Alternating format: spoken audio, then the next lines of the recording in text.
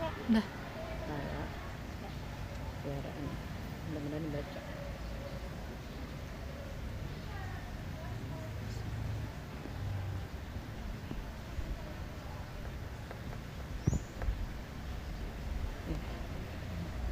Baik.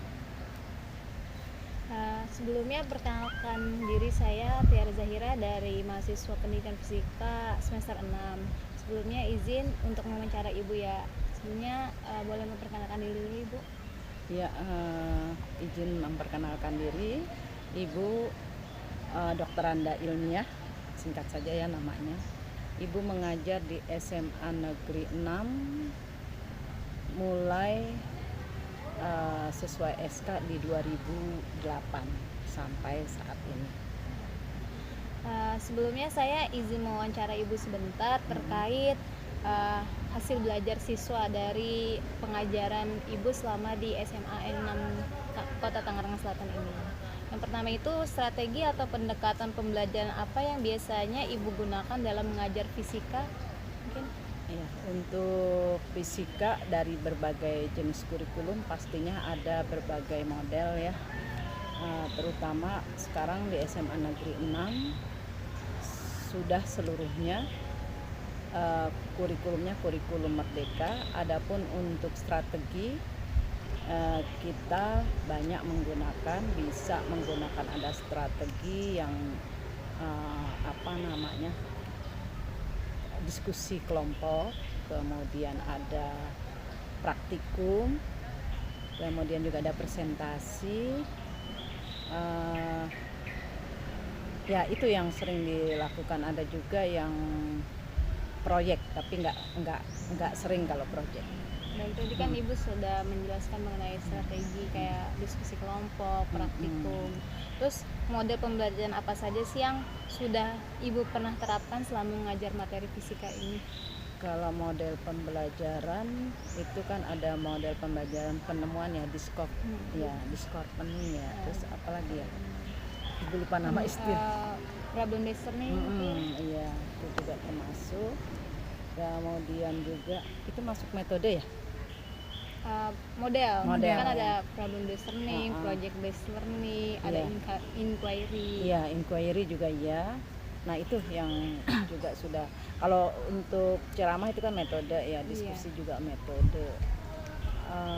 Apalagi yang saling tukar atau ya lupa itu namanya. Yang pakai apa sih? Udah tuir. Apa sih namanya tuh?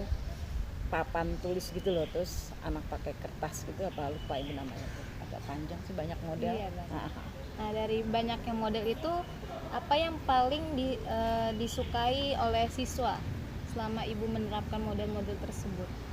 Penemuan ya, inquiry ya, itu juga disukai karena kan mereka mencari dulu ya, artinya misalkan nggak langsung dikasih, nggak langsung disuapi, jadi mereka mencari dulu, kemudian menemukan, baru mempresentasikan. Itu yang karena kan mereka punya apa ya, punya waktu, kemudian juga punya hak untuk bicara, jadi dia nggak tidur gitu. Tapi kalau kita langsung ya mereka ya udahlah, orang udah dikasih sama gurunya seperti itu.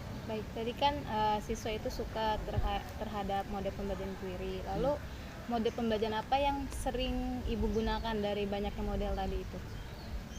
Yang model tadi itu yang presentasi juga termasuk sering juga kita gunakan, karena kalau saya kan kebetulan guru fisika kelas 12 ya. Kalau kelas 12 itu materinya banyak yang dimajukan. Karena setelah di bulan Januari itu materinya kita banyaknya lebih ke presentasi. Kalau di fisika kelas 12 ya. Kalau di fisika kelas 11 juga saya kan baru kemarin itu sebentar ya, apa itu ke situ dulu. Iya, yang sering itu kalau kemarin tuh di kelas 11 saya banyak wawancara dulu sebentar. Banyak percobaan, karena kan kelas 12 itu seperti kayak perpindahan kalor, kita percobaan, kemudian diskusi kelompok, kemudian kemarin presentasi. Itu banyak yang saya lakukan di kelas 11. Lalu apakah Ibu pernah menggunakan mode pembelajaran aktif? Baca ya, maksudnya di situ aktif maksudnya baca atau gimana? Jadi nggak teacher center, jadi ke Oh, student ke center. anak-anaknya ya. Pernah juga itu dilakukan ke anak, tapi nggak semua anak ya. Di dalam itu ya, itu biasanya anak-anak tertentu.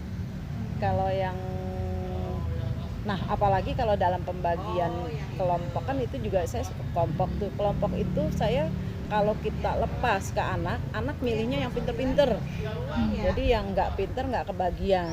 Jadi saya biasanya kalau model seperti itu saya bagi itu kelompoknya. Jadi ada anak yang tingkat yang paling atas, ada anak yang sedang, ada anak. Jadi dari asesmen awal dulu kita ambil lihat nilainya, kita kelompokkan dari nilai itu, baru saya lakukan. Tapi kalau kita lepas itu yang paling kasihan anak yang mohon maaf yang agak males, yang pokoknya yang agak cuek, itu nggak kebagian kelompok, sehingga untuk maju ya biasalah namanya anak-anak ya suka jadi ini bahaya nih kalau jadi main ketahuan. Udah pernah saya lakukan seperti itu, nggak saya buatkan, saya lepas. Jadi yang bagus dalam mengajar, yang enggak ya enggak gitu. Jadi dalam presentasi juga ada yang mengajar, saya bisa boleh kamu mengajar satu sub misalkan tentang perpindahan kalor kan ada secara konduksi, konveksi, radiasi. Ada yang tiga-tiganya melaksanakan. Ada Bu, saya boleh nggak hanya satu? Boleh. Itu jadi mereka mengajar ke depan, terus yang lainnya memperhatikan. Boleh kasih masukan atau boleh juga misalkan ada pertanyaan, ada apa, itu saya bebaskan di situ. Cuma tetap ada rambu-rambu. Nah, Ibu kan sudah cukup lama juga ya mengajar di sekolah ini. Mungkin apa sih kesulitan-kesulitan yang pernah Ibu temui selama mengajar ini? Kalau kesulitan untuk pembelajaran fisika, alhamdulillah kalau di SMA 6 kan ada literasi ya. Itu dulu sebelum ada literasi itu masuk faktor kesulitan juga, karena anak tidak nggak punya buku. Tapi alhamdulillah di SMA 6 ada peminjaman buku. Jadi sebelum Ibu melaksanakan, Ibu minta literasi. Nah, yang paling tadi kesulitan anak yang tidak suka literasi. Otomatis kan dia ditanya juga nggak tahu. Nah, itu yang kedua, pengenalan alat. Alat itu kan di SMA nggak semua ada di setiap mata pelajaran fisika. Misalkan judulnya ini, alatnya ada nggak semua ada tuh. Ya, tapi tetap kita sebagai guru di SMA harus memperkenalkan nama-nama alat itu. Kadang-kadang alatnya nggak semua ada di situ. Nah, kalau kita minta untuk mencari, mereka ada mau mencari. Nah, itu termasuk kesulitannya kalau di sekolah kita alatnya terbatas. Sehingga mau tidak mau kita rembukan, tapi saya tetap menanyakan ke sekolah, boleh nggak siswa beli, karena kan urusannya uang tuh. Nah, itu kesulitan saya kalau nggak ada, saya meminta ke siswa, khawatir nanti ada kritikan dari pihak orang tua. Itu kesulitan saya kalau misalkan alat terbatas. Jadi saya harus ketemu wakil kurikulum, ketemu bagian humas, ketemu bagian terakhir bendahara. Kalau kepala sekolah bukan urusan saya, bagian kurikulum ke kepala sekolah. Lalu ini saya terkait pertanyaan peran aktivis dalam proses pembelajaran fisika. Nah, dari model-model pembelajaran yang udah Ibu terapkan selama mengajar itu, bagaimana sih respon siswa pada kegiatan pembelajaran fisika itu sendiri? Kalau saya kan di dalam pembelajaran fisika ada refleksi juga ya, refleksi diri, refleksi untuk guru, refleksi siswa. Ada yang ya namanya anak-anak ya, mungkin ada yang rasa takut, nggak berani. Kata saya apa adanya gitu. Misalkan Ibu kurangnya di mana, silahkan. Kekurangannya Ibu di mana, ada, nggak apa-apa saya tulis. Misalnya ada yang menulisnya terutama alat, Bu, alatnya biar tambah lagi dong. Nah, itu termasuk nggak apa-apa, nanti Ibu kasih masukannya nanti ke kepala sekolah. Atau misalkan Ibu kecepatan, silahkan ditulis. Itu seperti itu kalau saya misalkan mengajar untuk yang terakhir refleksi. Lalu bagaimana respon siswa terhadap model pembelajaran yang telah Ibu terapkan selama mengajar fisika? Untuk model pembelajaran kadang ada juga anak yang mungkin dalam penugasan itu kalau dia individu itu ada apa ya, Bu, jangan individu dong Bu, berpasangan, karena kan saya suka berpasangan. Saya bilang yang sekarang individu, kalau berpasangan semua saya bingung, kata saya gitu. Jadi saya minta yang terakhir ini individu. Ada juga anak, Bu, tesnya berpasangan, bukan tes namanya kalau berpasangan. Kalau tugas baru berpasangan. Nggak apa-apa Bu, sekali-sekali bagi misalkan 20 jadi 10-10. Ini ada model seperti itu jawaban. Jadi saya seperti itu. Kalau untuk apa tadi? Respon siswa terhadap pembelajaran. Jadi respon siswa itu terutama penugasan Bu. Tugasnya kalau bisa jangan sendiri dong Bu, paling tidak berpasangan, jadi mereka mau berdua buat mungkin untuk diskusi. Saya tergantung sih kalau yang itu. Kalau yang hitungan enggak semua saya kasih sendiri. Jadi responnya agak berat, katanya Bu kalau soalnya susah 10 Bu, berdua apa Bu, jadi 5-5. Nah itu responnya kalau saya ngasih soal. Saya bilang saya tergantung nak, kalau misalkan itu penugasan saya kasih kamu, tapi kalau ibu mau ngambil nilai, ibu ngambilnya individu gitu. Nah ini kan terkait fisika itu kan tidak hanya konsep yang abstrak ya Bu, namun biar siswanya itu lebih paham itu kadang kita emang harus memberikan contoh-contoh konkret terhadap materi atau konsep fisika itu. Nah apakah selama Ibu mengajar fisika, Ibu mengaitkan konsep-konsep fisika pada contoh kontekstual di kehidupan nyata? Ya. Itu biasanya Ibu ada dalam bentuk proyek juga ya. Misalkan kayak kincir angin seperti itu kan, kayak apa sih, jadi kita ada buat model kincir angin, jadi bahwa hubungan dalam energi, konversi energi itu ini loh aplikasinya dalam kehidupan, dalam kenyataan. Kemudian juga kalau misalkan tadi tentang kalor, karena kebetulan saya baru mengajar perpindahan kalor yang ada hubungannya tadi konduksi, konveksi, radiasi. Jadi Ibu contohkan dalam kehidupan sehari-hari itu yang gampang aja nak, kamu saat masak itu tiga-tiganya ada di perpindahan. Saat kamu kompor dipanaskan nanti nyala itu apakah itu dimasuk ke konduksi, konveksi atau radiasi. Kalau radiasi itu kan biasanya kalau yang api unggun misalkan contohnya, itu karena yang dalam kenyataan aja lah, nggak usah yang jauh-jauh. Api unggun misalkan kita bakar ya Bu, iya itu termasuk, itu aplikasi. Kemudian kalau dalam fisika kuantum, nah itu yang nggak susah, yang tentang anak-anak suka bertanya tentang sinar alfa, sinar gamma, sinar beta, kan mereka bingung ya apinya. Paling kan kita nyontohinnya dalam PPT ya. Nah kalau mau itu ya acara widya wisata. Nah widya wisata kan kita nggak bisa dadakan. Kalau kita boleh mengadakan widya wisata, tapi bekerja sama mungkin dengan mata pelajaran biologi atau mata pelajaran geografi. Kita mengunjungi satu tempat itu, misalkan kalau mungkin mau aplikasi nyata yang agak susah diterima anak itu. Sinar gamanya, sinar alfanya kayak apa sih Bu, kayak gitu. efek foto listrik kayak gitu. Nah itu agak, paling ya kalau ada animasi bisa, cuma kan tetap aja anak merasa belum puas gitu. Lalu kan tadi Ibu sempat mendisklaimer sedikit terkait kayak pemberian tugas tuh ada murid yang kayak pengennya berkelompok terus biar kayak mungkin ngandelin temannya yang pintar biar cepat ngerjain gitu. Terus saya ini ingin bertanya terkait kayak respon siswa tuh kan biasanya bosan ya kalau pembelajaran fisika di kelas tuh, apalagi kalau misalkan dengan ceramah gurunya ngasih tugas terus gitu. Nah, menurut Ibu tuh apa saja sih faktor-faktor yang menyebabkan siswa merasa bosan dalam pembelajaran fisika? Pembelajaran fisika yang kalau menurut saya ya, yang pertama mereka tuh belum apa-apa udah dirumus. Padahal saya juga nggak menuntut rumus ya, artinya nggak menuntut kamu hafal rumus, enggak, yang penting kamu tahu konsep gitu. Cuma yang namanya anak-anak tadi lagi tuh literasinya lagi. Kadang kita kasih lembar LK, lembaran kerja, itu belum apa-apa udah nanya. Saya bilang literasi, baca nanti nggak paham baru tanya.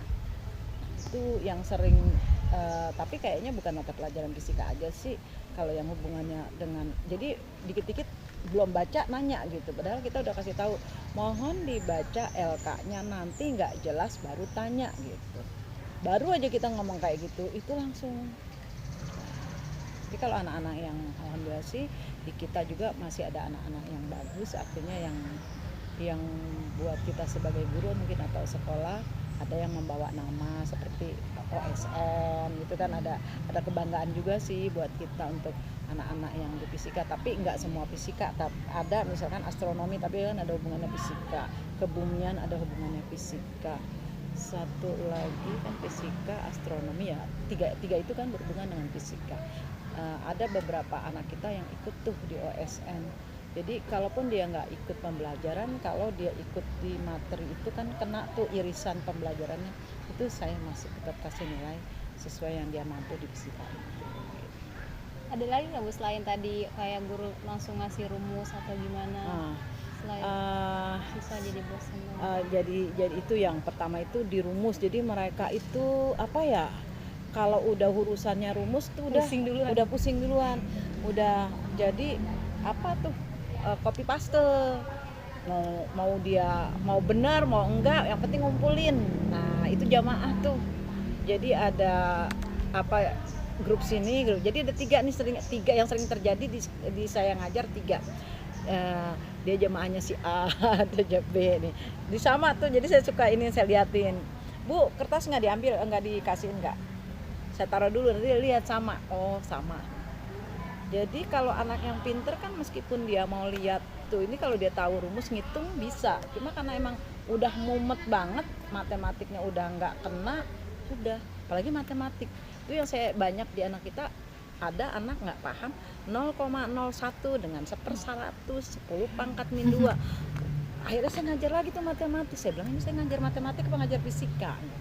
Itu yang Bu, saya nggak ngerti deh, Bu, kok jadi 10 pangkat min 2, jadi 0, nah itu termasuk juga yang saya sebagai guru fisika, terutama untuk nggak semua sih, tapi hampir rata itu di matematiknya. Jadi otomatis dia udah jenuh juga kan, di matematik jenuh, di fisika jenuh, di rumus yang pertama.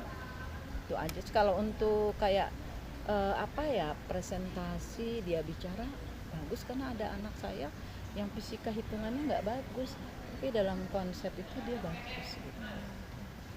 Lalu bagaimana sih cara ibu mengatasi siswa yang sudah bosan dalam mengikuti pembelajaran fisika?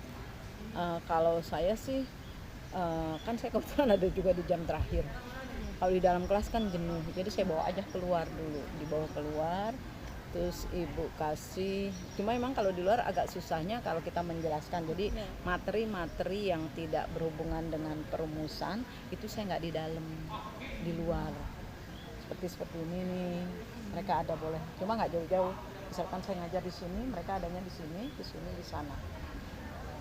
Itu saya bawa keluar. Bu, boleh keluar ya Bu? Boleh Bu, jenuh banget Bu. Mata pelajarannya juga Bu, kan ini diskusi kelompok. Jadi yang diskusi kelompok yang sifatnya tidak ada sih sesekali yang rumusan itu mereka pembuktian rumus boleh di luar juga gitu. Artinya dia menemukan baru kita buktikan ke dalam. Menurut Ibu, motivasi belajar siswa itu apakah mempengaruhi terhadap hasil belajar siswa itu sendiri? Menurut saya iya, mempengaruhi motivasi belajar dengan hasil belajar siswa. Hasil belajar siswa, iya. Saya lihat untuk motivasi anak yang yang tinggi, ada hasil belajarnya tinggi, tapi ada anak yang motivasinya tidur lah, terus dia ada yang di sini tuh terjadi olahraganya bagus, hitungannya nggak bagus. Nah ya seperti itu model anak-anak kita, ada punya kelebihan di satu sisi, punya kelemahan di satu sisi. Jadi untuk fisika yang permasalahannya adalah tadi mereka untuk mengulang, untuk menulis selama COVID-19